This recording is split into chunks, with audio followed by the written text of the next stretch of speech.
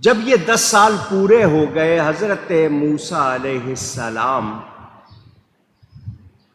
وہاں سے چلے، مدین سے۔ شعیب علیہ السلام آپ دیدہ ہو گئے۔ آپ دیدہ کے معنی رونے لگے، کیونکہ حضرت شعیب علیہ السلام کی عمر اس وقت بڑھاپے کو پہنچ گئی تھی، عمر رسیدہ ہو گئے تھے، بظاہر جسم میں کمزوری آ گئی تھی۔ اگر یہیں رہو تو بہت اچھا ہے۔ حضرت موسیٰ علیہ السلام نے کہا مجھے گھر سے آئے ایک زمانہ ہو گیا ہے، میری ماں بھی میری راہ دیکھ رہی ہوگی، میرے بھائی ہیں ہارون وہ بھی میری راہ دیکھ رہے ہوں گے، ایک میری بہن فرعون کے قبضے میں ہے، مجھے اس کا بھی خیال رہتا ہے۔ حضرت شعیب علیہ السلام نے رخصت کرتے ہوئے دعا کی، موسیٰ علیہ السلام کو اور اپنی بیٹی کو رخصت کرتے ہوئے دعا کی۔ وہ دعا بھی کتابوں میں لکھی ہے۔ انہوں نے دعا کی، اے اللہ حضرت ابراہیم، حضرت اسماعیل، حضرت اسحاق، حضرت یعقوب اور حضرت یوسف علیہم السلام، ان کے صدقے، ان کے طفیل میری قوت اور میری بینائی واپس لوٹا دے۔ حضرت موسیٰ علیہ السلام اس دعا پر آمین کہتے رہے۔ نبیوں کے طفیل دعا کی یا نہیں کی؟ آواز لگائے۔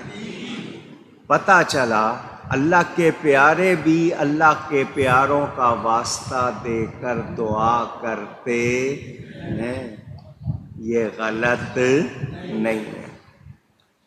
اللہ تعالیٰ نے حضرت شعیب علیہ السلام کی قوت واپس لوٹا دی، آنکھیں بھی جو کمزوری آئی تھی وہ بھی چلی گئی۔ آپ نے اپنی بیٹی موسیٰ علیہ السلام کے سپرد کی اور حضرت موسیٰ علیہ السلام مدین سے مصر کی طرف واپس روانہ ہوئے۔ میں پہلے آپ کو بتا چکا 8 یا 10 دن کی مسافت، پیدل سفر تھا تو 8 یا 10 دن لگتے تھے۔ حضرت موسیٰ علیہ السلام روانہ ہوئے۔ اللہ فرماتا ہے پھر جب موسیٰ علیہ السلام نے اپنی میعاد پوری کر دی اور اپنی بیوی کو لے کر چلے، طور کی طرف سے ایک آگ دیکھی۔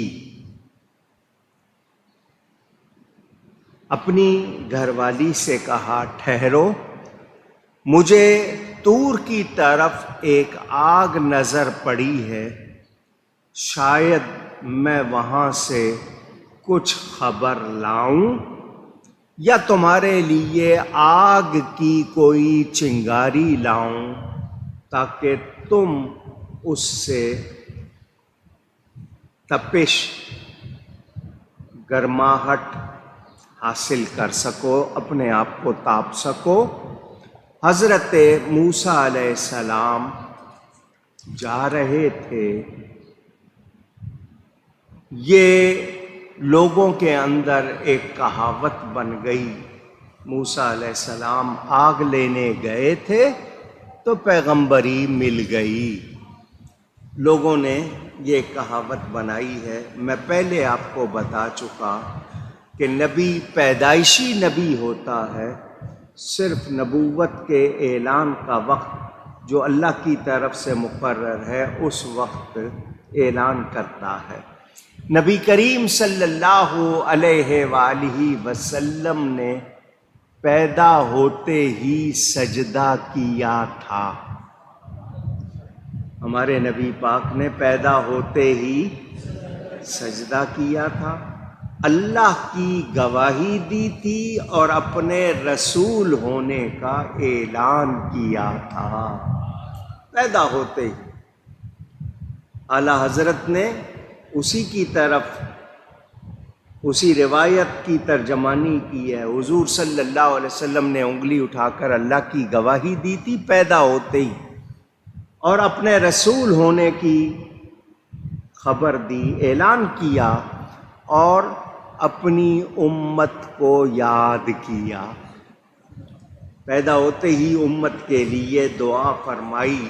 اعلیٰ حضرت فرماتے ہیں نا، پہلے سجدے پہ روز ازل سے درود، یادگاری یہ امت پہ لاکھوں سلام۔ وہ اللہ کا نبی پیدائشی نبی ہوتا ہے۔ حضرت موسیٰ علیہ السلام چونکہ سفر کر رہے تھے، اور بتایا جاتا ہے کہ جو آپ کی زوجہ محترمہ تھیں وہ امید سے تھیں۔ موسم سردی کا تھا، آپ لوگ بھی لکڑیاں جمع کر کے آگ لگا لیتے ہیں کہ تھوڑی سی ذرا گرمائی آئے، کچھ تپش اس کی جو ہوتی ہے اس سے آپ سردی میں اپنے آپ کو آرام پہنچاتے ہیں۔ حضرت موسیٰ علیہ السلام سفر کر رہے تھے، رات کا وقت تھا، دور سے آپ کو آگ نظر آئی تو حضرت موسیٰ علیہ السلام اس کی طرف بڑھے۔ کیا فرمایا؟ ایک تو میں خبر لاؤں گا کہ رستے کی، دوسرا تمہارے لیے آگ کی چنگاری لے آؤں گا، یہاں تھوڑی سی آگ لگا لیں گے تو اس سے تپش مل جائے گی۔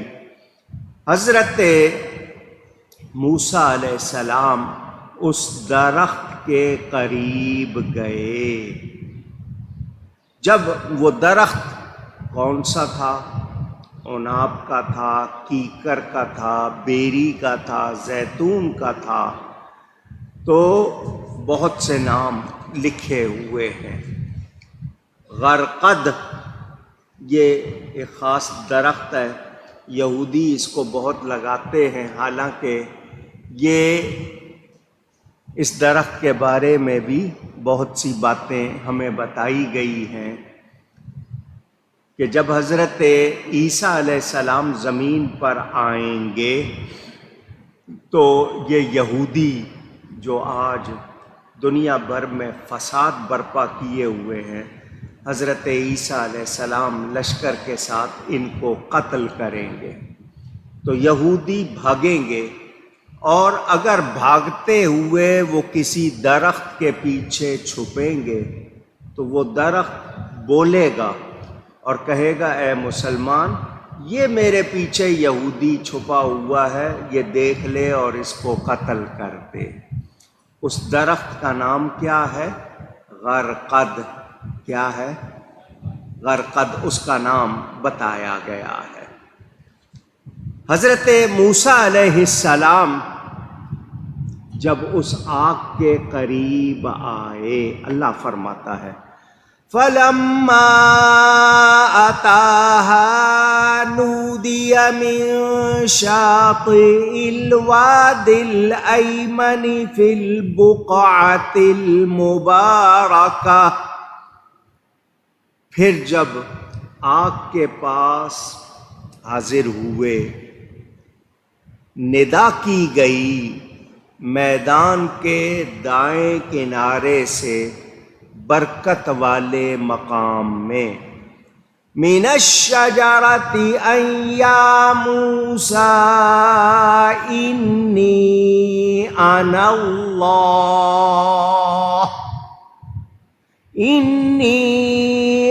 اللَّهُ رَبُّ العالمین۔ برکت والے مقام میں درخت سے کہ اے موسیٰ، بے شک میں ہی ہوں اللہ سارے جہانوں کا رب۔ حضرت موسیٰ علیہ السلام جب اس درخت کے قریب گئے تو درخت کے پاس سے آواز آئی۔ کیا آئی؟ اونچی گئی ہے۔ اب وہ ندا درخت دے رہا تھا یا اس درخت کا صرف وجود تھا، آواز کوئی اور دے رہا تھا؟ یہاں بہت سے صوفیانہ مسئلے بھی ہیں، بہت تفصیل ہے، مگر ابھی نہیں۔ میرے دوستوں اور بزرگوں، حضرت موسیٰ علیہ السلام سن رہے ہیں، بیوی کو تکلیف تھی، چلنے میں بھی دشواری تھی، آگ نظر آئی۔ یہ وادی تھی جس کا نام تھا طوا۔ کون سی وادی؟ طوا۔ توئے واؤ یہ اس کے اوپر کھڑا الف، طوا اس وادی کا نام تھا۔ یہ آگ طور پہاڑ کی طرف سے نظر آ رہی تھی، اس پہاڑ کا نام طور تھا۔ حضرت موسیٰ علیہ السلام بیوی کو لے کر اس کے آگ کے پاس نہیں گئے، کیونکہ بیوی کو چلنے میں دشواری تھی۔ یہ اللہ تعالی کی مشیت تھی، منشا تھی کہ کلیم اللہ کو اکیلے بلا کر خاص کلام کیا جائے۔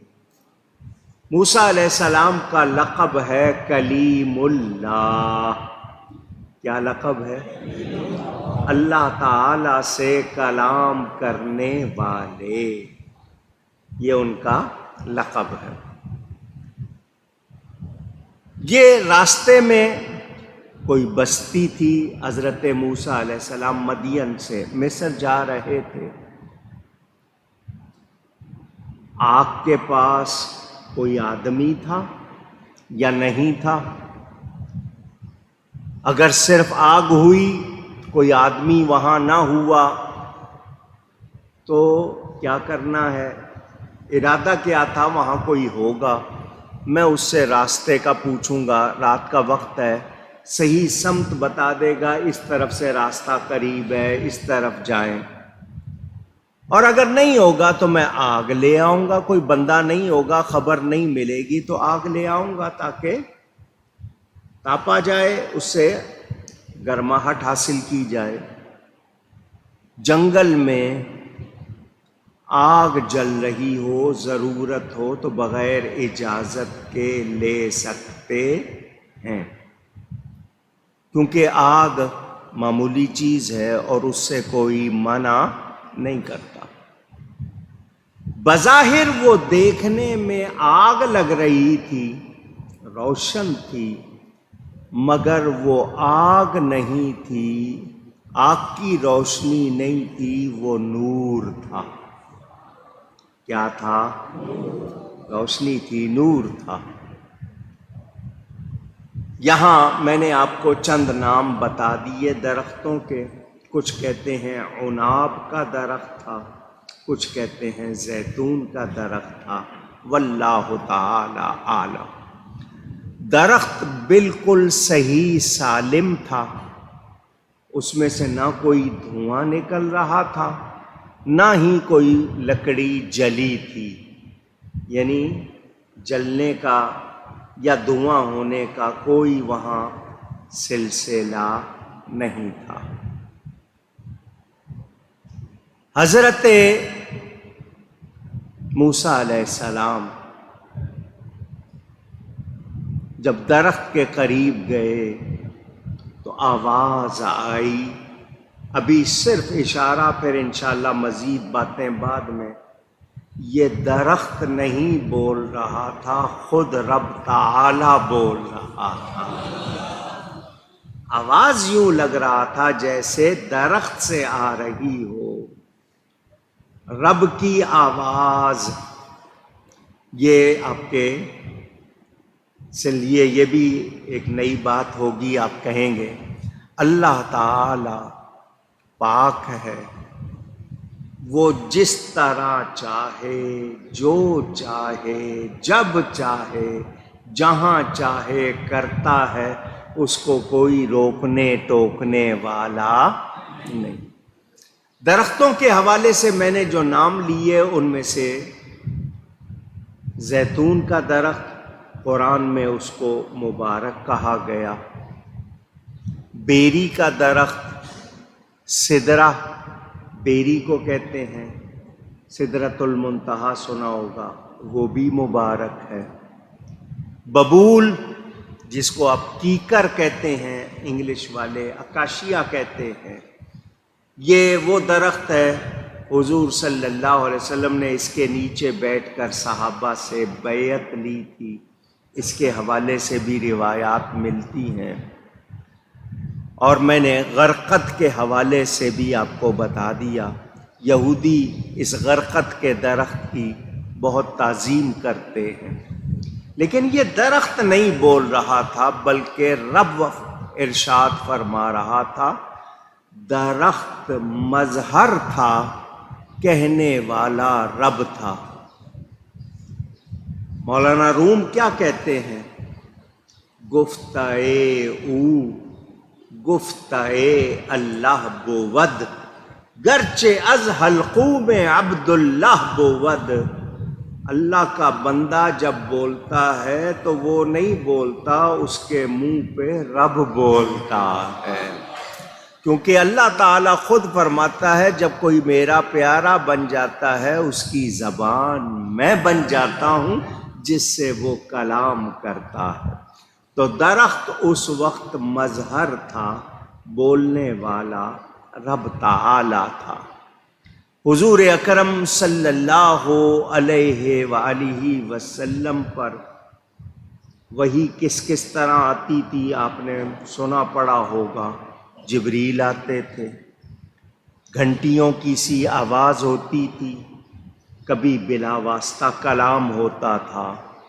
یہ اللہ تعالیٰ کا یہ کلام موسیٰ علیہ السلام سے تھا، یہ بغیر فرشتے کے واسطے کے تھا۔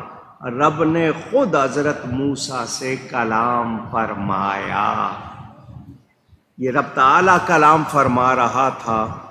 اور اگر آپ کے ذہن میں آئے، معراج شریف کو یاد کریں، حضرت موسیٰ کا لقب کلیم اللہ ہے، ہمارے نبی پاک کا لقب حبیب اللہ ہے۔ حضور صلی اللہ علیہ وسلم سے رب نے خود بغیر واسطے کے کلام بھی فرمایا، اپنا دیدار بھی کرایا۔ آپ نے یہ بات بھی سن لی۔ حضرت موسیٰ علیہ السلام سن رہے ہیں، آواز آ رہی ہے، اے موسیٰ بے شک میں ہی ہوں اللہ، سارے جہانوں کا رب۔ موسیٰ علیہ السلام کو اللہ نے اپنے کلام سے نوازا اور کیا فرمایا؟ وَأَنْ أَلْقِ عَصَاكَ، یہ جو ہم نے تم کو لاٹھی دی ہے اس کو زمین پر ڈال دو۔